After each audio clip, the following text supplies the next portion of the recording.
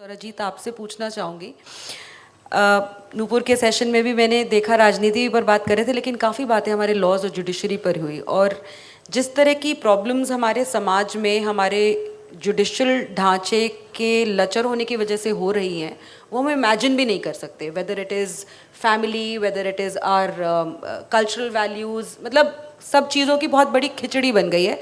लेकिन जहाँ तक लीगल जर्नलिज्म का मेरे ख्याल से मैटर आता है, वहाँ पे सिर्फ आजकल जजमेंट्स को रिपोर्ट करना जर्नलिज्म हो गया है। क्रिटिकल नहीं है कोई भी हमारी जुडिशरी के लिए, मेन स्ट्रीम मीडिया भी नहीं है। कितने भी जुझारू पत्रकार हों, वो भी कभी जजेस की जो जजमेंट्स हैं, चाहे बिल्कुल भी ख़राब ना हो।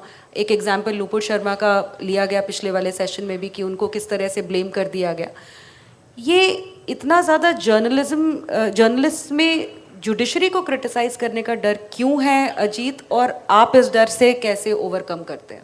मैंने पिछले सेशन में भी बोला था कि स्टार्टिंग से ही हमने चाहे फिल्मों के माध्यम से या अन्य तरीक़ों से भी देखा है कि जज का नाम लेने से पहले भी ऑनरेबल, माननीय, ये सारे शब्दों का प्रयोग होता रहा है। और जब तक सोशल मीडिया नहीं था तब तक ये जो मतलब बकैतियाँ करते थे वो सामने नहीं आता था, किसी के वो दिखता नहीं था। हम एक हेडलाइन पढ़ लेते थे और उस पर मीडिया भी बहुत ही कंजर्वेटिव होके कि फलाने जज ने ये केस था ऐसे ऐसे करके। दूसरा एस्पेक्ट पता ही नहीं चलता था कि जो पीड़ित है उसका क्या है। और कई बार अपोजिट डायरेक्शन में जजमेंट्स हो रही है। वामपंथी बड़े अच्छे शब्द का प्रयोग करते हैं, यहाँ तो फैसला होता है, निर्णय नहीं होता। तो वो जब उनके हिसाब से नहीं होता है तब, बट मोर और लेस हमेशा इसी तरह से होता है कि मतलब न्याय नहीं होता है। यहाँ फैसला होता है, न्याय नहीं होता है। तो न्याय तो जुडिशरी में मिलता नहीं है। जहाँ तक फेयरलेसनेस की बात है कि वही एक ढर्रे से जब चलता आता है ना, तो nobody wants to take the risk. जिसकी भी रोजी रोटी या धंधा, जो मालिक है या सीईओ है,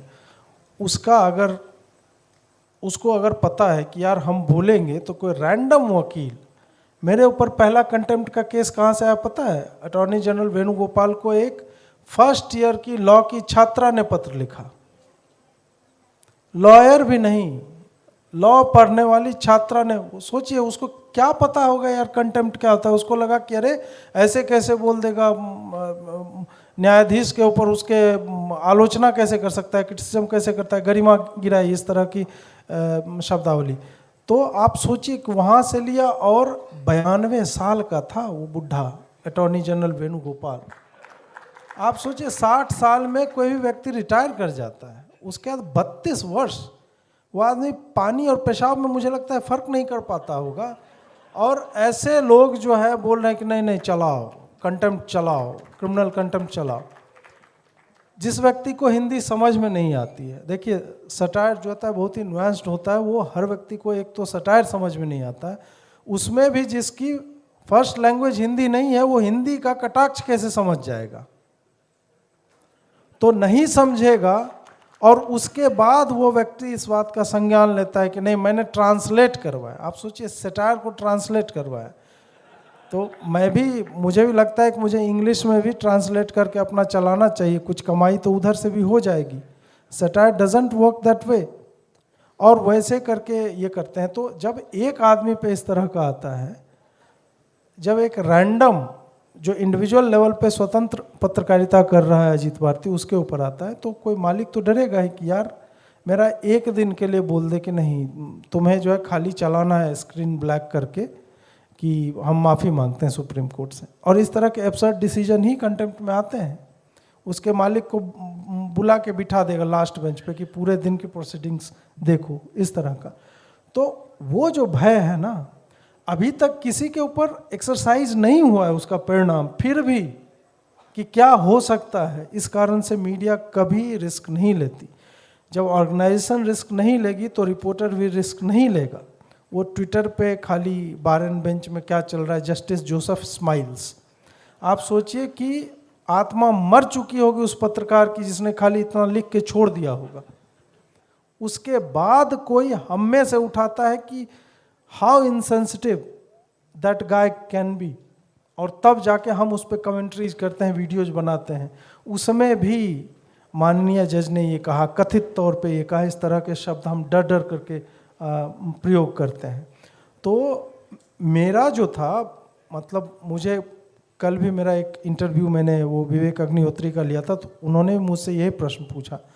मेरा उसमें उत्तर यही है कि फेयरलेसनेस जब तक एक आदमी खड़ा नहीं होगा ना, तब तक बाकी लोग खड़े नहीं होंगे। अब देखिए जा कर के कि कैसी कैसी गालियां पड़ती हैं इन लोगों को, चंद्रचूड़ के नाम किस तरह से डिस्टॉर्ट होते हैं।